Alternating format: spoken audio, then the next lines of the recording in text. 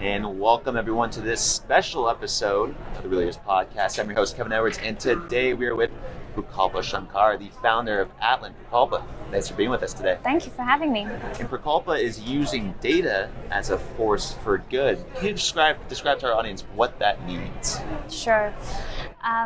So at Atlan, we build a home for data teams. Think of us as a collaboration layer that helps data teams around the world do their life's best work, which means help them do their work faster and get to outcomes better.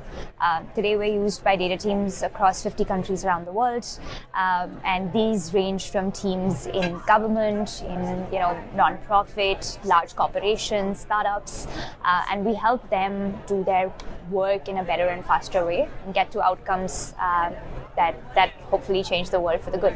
Well, let's start why this is important. There's a lot of problems in the world. How interconnected are all of these problems together? Sure. So I think the interesting thing about data and the role that data plays in the entire ecosystem is that data almost is the only objective, rational way for anybody in this world to make a decision. And if you think about the world's most complicated problems, they're actually incredibly interconnected. That's actually what the UN Sustainable Development Goals framework is all about, right?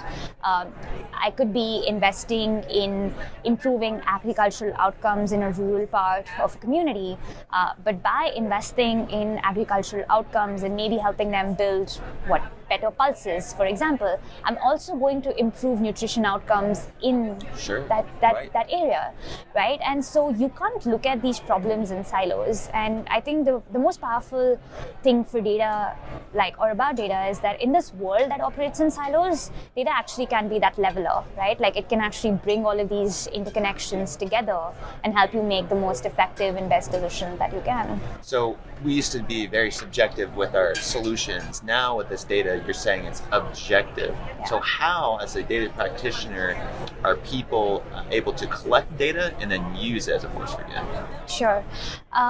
So I think there are a couple of layers to this, right? And I think as we cover data teams all around the world, and I think a large part of this is how do you help data teams really build trust in the data that they use, which goes into different realms, right? How do they collect data when data is not available, in the data that they use even internally inside organizations, or data that they're pulling from external sources? How do you know that this data is something that you can actually trust, that's a good representation of reality? How do you build trust in each other? How does the right person get access to the right data? How do you know that they're using the data in the right way?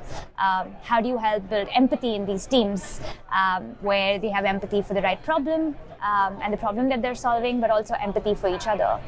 So I think the most beautiful thing about data is that a lot of people think that data is about tech and AI and machine learning and all these other things. And it is about that, don't get me wrong. Of course, there's a very strong technology component to data, but there's also an incredibly important human component to data, which is how human context is so incredibly important in the way that you use data and help move the world forward. And I think that's really what I think I've been fascinated about. The work that we do at Atlan is really about, which is how do we help humans work together with machines and data and the most advanced technologies to help move the world forward. And let's talk about some of those ramifications. Maybe that's been a big discussion point of this conference. Are the decisions we're making today, are they going to have any ramifications in the future? What are some of the things that you look at? Sure. So I think as with every technology, any technology, right from nuclear power that was created in the world, has a positive impact on society and has a negative impact on society. And that's what powerful technology is about. And so I think that puts us in a place where actually as humans, it really goes back to how we use this technology to move our world forward. And not take 2 steps back. And I think that puts us all in a position, and I think this is obviously different people at different levels of the ecosystem take different steps to it, right? Like, so what are we going to do with policy when it comes to data?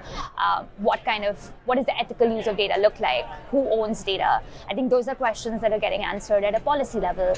For us as startup founders that are building products in the data ecosystem, some of the questions that we're trying to answer is how do we, bake trust as the first step of using data and not the last step?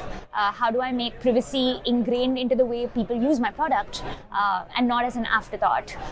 How do I help people who are using our products make the best decisions in how they're using the data? And a lot of that can actually be baked into the very construct of how our product is built. So those are the kinds of questions that we're trying to answer as we think about the future. I actually would like to believe that, and I know there's been a lot of negativity about where data is or how data has been used, especially in the light of what's happened in the last couple of years. But if you sort of zoom back out and look at what data has been able to do for humanity in the last 100 years, right from being able to help us eradicate diseases. Look at how long it took us to eradicate smallpox, and we're almost close to eradicating polio in a fraction of the time. And if you go study that, you'll realize that data was involved in making that happen. Data was involved in helping man go to the moon. Data is going to play a role in us, landing on the Mars. It's going to help hopefully find a cure to cancer. And so if we are able to harness the use of data in the right way and form, it's going to move our world forward. And so I'm actually very optimistic about the use of data. I also would like to believe that most people in the world actually want to move the world forward. Right. And so it really goes back to, as with every other technology, figuring out how we deter the few people who might move the world backward with powerful technology like this. Prukalpa, we talked about why it's important, the goals, right? Yeah. The problems that the world are facing. We talked about how you're taking on these goals, analyzing these big data problems, practitioners. Now let's talk about an example. What's like an example that comes to your mind that you use to, like you said, move the world forward?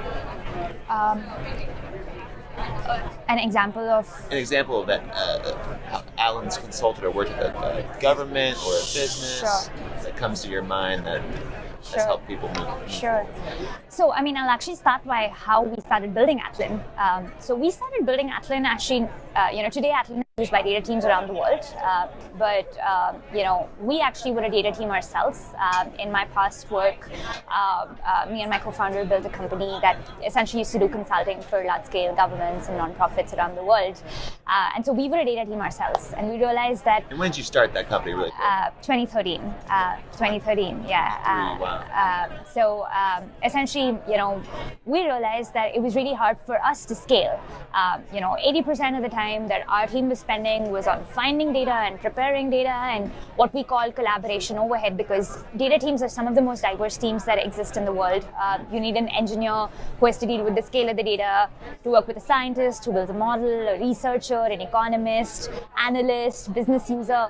Super different people, different personas, different skill sets, capabilities. They all need to come together and they need to collaborate if you actually need to win with data. Globally, this is an insanely large problem.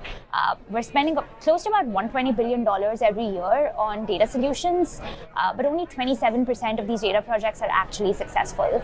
And we believe, and we realized back then, that a lot of this was really because of the human problem of how to make humans work together to solve data. So we started building Atlan for ourselves. So we said, how do I help my team function at its best? How do I help my team get to their outcomes as quickly as possible? In fact, one of, as we started building Atlan, one of the projects that we actually worked on was building India's entire national data platform, which the Prime Minister and every single member of Parliament uses. This was, a large-scale project. It brought together data about, essentially every single government program in India. What was beautiful about this project was also that we were able to actually deploy the entire solution in under 12 months, which is the fastest of its kind globally. That's really fast. And this was built by a team of close to 10 people. Again, the smallest team of its size. And so that helped us realize how small, agile teams, when empowered with the right tools, can go on and do amazing things. And that's really what led us to building Atlan. And obviously, the work that we've done with the National Data Platform has gone on to empower members of parliament all across the world's largest democracy. But Atlan now is getting used by teams all around the world that are basically driving outcomes exactly like that across spheres, right from the largest of corporations that are essentially making the best decisions with their budgets, but also doing the best for their customers, to non-profits and philanthropies and startups, to basically get to better outcomes with data. I think it's important that people understand that data in a number has a name. These numbers, whether it's a mass shooting or a death or a tally, they all have names. Yeah. And so, you started this company, Prukalpa, when you're 23 years old. You're using all your experiences now to make the world a better place, and like you said, move it forward. We recognize this as real leadership. So the last question I have for you, Prukalpa, is what is your definition of a real leader? That's a great question. To me, I think leadership is actually about being authentic, being real, taking on real problems, being honest about the way you want to go about solving them, building credibility. I think in a lot of, there's a lot of management jargon about, this is how you should be the best leader out there.